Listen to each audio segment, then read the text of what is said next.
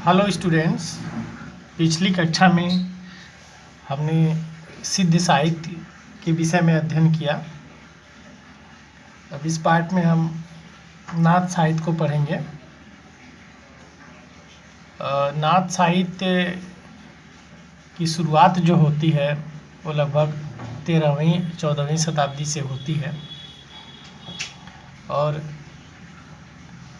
नाथ साहित्य में जो लिखने वाले नाथ साहित्य को हैं नाथ संप्रदाय के लोग। पहले उनके सिद्धांत मान्यताओं को हम जान लेते हैं, फिर उसके बाद उसमें कौन कौन से नाथ संप्रदाय के थे जो नाथ साहित्य की रचना किए। सबसे पहले हम जानेंगे कि इनके सिद्धांत क्या हैं, ये मानते क्या हैं, इनकी मान्यताएं क्या हैं। तो नाथ साहित्य में ये आदि गुरु शिव को जो है पहला गुरु मानते थे। अपना शिव को ही पहला गुरु मानते थे और उन गुरु मान के उपासना करते थे। इनकी भाषा जो थी आचार्य रामचंद्र शुक्ल के अनुसार सदुक्कड़ी भाषा थी, साधुओं की जैसी भाषा थी, जिसमें खड़ी बोली और राजस्थानी का मिश्रण पाया जाता है। और जो सिद्धों की संध्या शैली थी, भाषा की संध्या शैली थी, यहाँ आके उलटवासी शैली हो गई। साधना की प्रक्रिया को गुप्त ढंग से, गुप्त शैलियों में भाषा की व्यक्त करते थे, जो उस शैली को अब ये उलटवासी कहने लगे, उलटवासी शैली कहने लगे। और इनकी मान्यता ये थी कि ये ब्रह्मचर्य में विश्वास रखते थे, वाक संयम थे और शारीरिक मानसिक शुचिता में विश्वास रखते थे। मध्य मांस, सिद्धों में जो पंचमकार था उसका बाद में जाके गलत अर्थ निकाल के उसका गलत उपयोग लोग करने लगे और तंत्र साधनाओं का विकास सब होने लगा, काफ़ी दुष्प्रभाव हो गया। तो उसी के चलते मध्य मांस का ये त्याग कर लिए और सिद्ध जो है ईश्वर को नहीं मानते थे, ये ईश्वर को मानने लगे। कर्मकांड एवं वर्णाश्रम व्यवस्था का ये विरोध करते थे। ये चीज़ें सिद्धों में भी थी और ये भी इस चीज़ को मानते थे। स्त्री को जो है साधना में बाधक मानते थे। नाथ साहित्य में नारी को विषबेली कहा गया है और नारी योगियों को मानते थे कि योगियों को छलने के लिए भगवान ने बनाया है, इसलिए ये साधना में स्त्री को ये बाधक माने। जो है भक्ति को ये नहीं मानते थे, भक्ति भावना इनके अंदर नहीं थी, प्रधानता इसको नहीं देते थे। इसीलिए कहते थे कि जो जो पिंडे सोई ब्रह्मांडे, जो जो पिंड में है वही ब्रह्मांड में है। तो इस तरह की इनकी भावना थी। और साधना पद्धति क्या थी इनकी? साधना पद्धति में सिद्धों की जो शून्य साधना थी वह यहाँ आके सहज साधना में परिवर्तित हो गई। पतंजलि के योग को लेकर ये हठ योग का परिवर्तन किए। पतंजलि का जो योग था उसको हठ योग में ये परिवर्तित किए। हठ योग में हठ योग दो शब्द से मिलके बना है, ह और ठ। ह का अर्थ होता है सूर्य नाड़ी और ठ का मतलब होता है चंद्र नाड़ी। ह को इंगला भी बोलते हैं और ठ को पिंगला भी बोलते हैं। अब साधना में होता क्या, हठ योग में ये लोग करते क्या थे कि इंगला पिंगला मतलब सूर्य और चंद्र दोनों नाड़ियों को जो है रोक देते थे, अवरुद्ध कर देते थे, बंद कर देते थे। और एक तीसरी नाड़ी जो होती थी, सुषुम्ना नाड़ी जो बीच में थी, उसको वो खोल के मूलाधार चक्र और 6 चक्रों से होते हुए ब्रह्म चक्र तक जाती थी और कुंडलियों का ये इसके माध्यम से जागरण करते थे। तो ये इनकी हठ योग पद्धति थी, जिसमें वो चक्रों का भेदन करते थे, चक्रों को जागृत करते थे और सिद्धियां प्राप्त करते थे।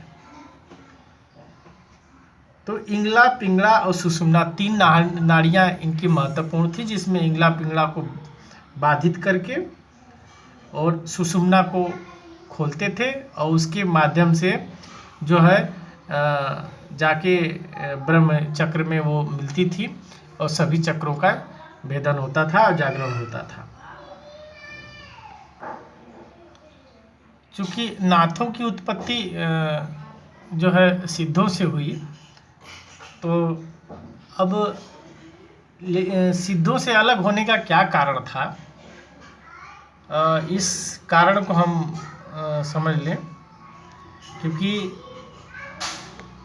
ये जो सिद्ध थे,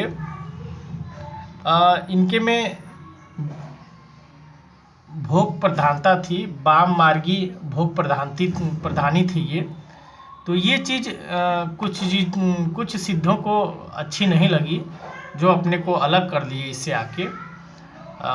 सर्वप्रथम अलग करने में जो है जालंधर जी रहे, जो जालंधर सिद्ध थे।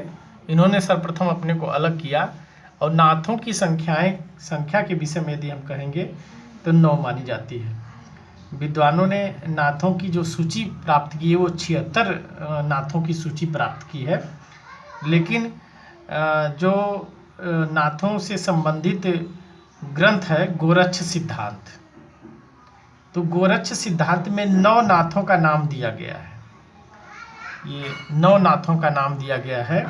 ये 9 नाथ हैं नागार्जुन, जड़ भारत, हरिश्चंद्र, सत्यनाथ, भीमनाथ, गोरक्षनाथ, चरपटनाथ, जालंधरनाथ और ये है मलयार्जुन। तो ये 9 नाथ हैं। 9 नाथों को गोरक्ष सिद्धांत में स्थान दिया गया है। इन 9 नाथों में जो है 3 नाथ ऐसे हैं, नाम मिलेंगे आपको, जो सिद्धों से आए हैं। ये है चरपटनाथ, नागार्जुन और जालंधरनाथ। ये तीनों सिद्ध रहे हैं।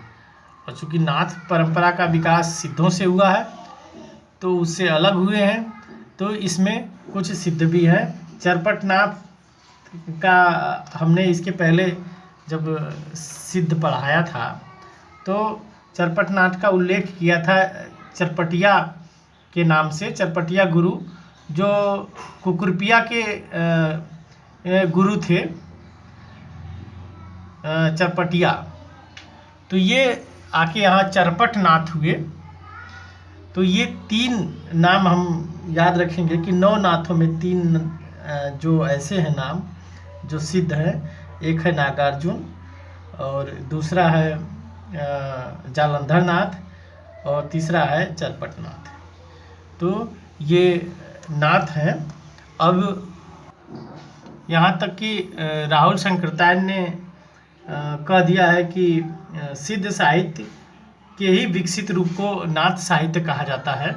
अब इसके पहले भी हम जो सिद्ध साहित्य पढ़ाए थे, उसमें हम इस चीज़ का उल्लेख किए थे कि उसकी कैसी परंपरा चली थी। यहाँ सर्वप्रथम जालंधर, देखिए जालंधर के 2 शिष्य हुए, एक कढ़पा और एक मत्स्येंद्रनाथ। ये मत्स्येंद्रनाथ जो थे, इनके शिष्य थे गोरखनाथ। अब सर्वप्रथम जो सिद्धों से जालंधर ने ही अपने को अलग किया और पंजाब की ओर चले गए। वहाँ कांगड़ा की पहाड़ियों तथा अन्य स्थानों पे ये रहने लगे और पंजाब का जो जालंधर शहर है, इन्हीं जालंधर के नाम से जाना जाता है। ये सिद्ध थे तो जालंधर पा कहे जाते थे। बाद में ये जालंधर नाथ हो गए, जब नाथ अपने को अलग किए और नाथ संप्रदाय में आए, अपने को नाथ संप्रदाय बनाए, तो ये जालंधर नाथ हो गए। और इनका एक नाम बालानाथ भी मिलता है। और नमक के पहाड़ों के बीच बालानाथ का टीला आज भी वहाँ जालंधर में प्रसिद्ध है, जो बालानाथ का टीला के नाम से जाना जाता है। तो ये है इनकी। अब इसमें सबसे पहले हम पढ़ेंगे जालंधर नाथ के विषय में। जालंधर नाथ का एक नाम बालानाथ हमने बताया। इनकी रचना 2 हैं, विमुक्त मंजरी गीत और हुंकार चित्त बिंदु भावना क्रम। अब जैसे हमने बताया ही कि जालंधर नाथ के शिष्य मत्स्येंद्र नाथ थे, और ये हमने बना के बताया भी है आपको। अब पढ़ेंगे मत्स्येंद्र नाथ के विषय में। अब इनका वास्तविक नाम जो था वो विष्णु शर्मा था, और एक और नाम जो गुप्त नाम माना जाता है श्री भैरवनंद नाथ था। ये इनका जन्म माना जाता है कि इनका जन्म बंग देश में हुआ था,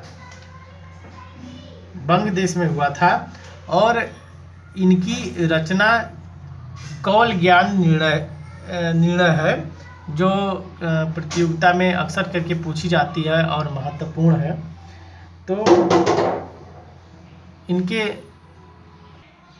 विषय में ये भी कहा जाता है, कि ये योग मार्ग के प्रवर्तक थे। ये पहले व्यक्ति थे जिन्होंने योग मार्ग का प्रवर्तन किया। और इनके शिष्य गोरखनाथ थे, जो आगे जाके वास्तविक प्रवर्तक नाथ संप्रदाय के माने जाते हैं। और काफ़ी उन्होंने प्रचार प्रसार किया, और आगे जाके काफ़ी प्रसिद्धि मिली इन्हीं के नाम से। हजारी प्रसाद द्विवेदी ने मत्स्येंद्र नाथ के पदों का संकलन नाथ सिद्धों की वाणियों में किया है। तो इस प्रकार है। अब हम पढ़ेंगे गोरखनाथ के विषय में। इसमें एक महत्वपूर्ण चीज़ और जान लें कि जायसी के पद्मावत में जालंधर नाथ तथा उनके एक शिष्य और मिलते हैं जालंधर नाथ के, जिनका नाम गोपीचंद है। जायसी ने अपने पद्मावत में उल्लेख किया है इस चीज़ का कि जालंधर नाथ के एक और शिष्य हैं गोपीनाथ, जिसका उल्लेख वो उसमें करते हैं।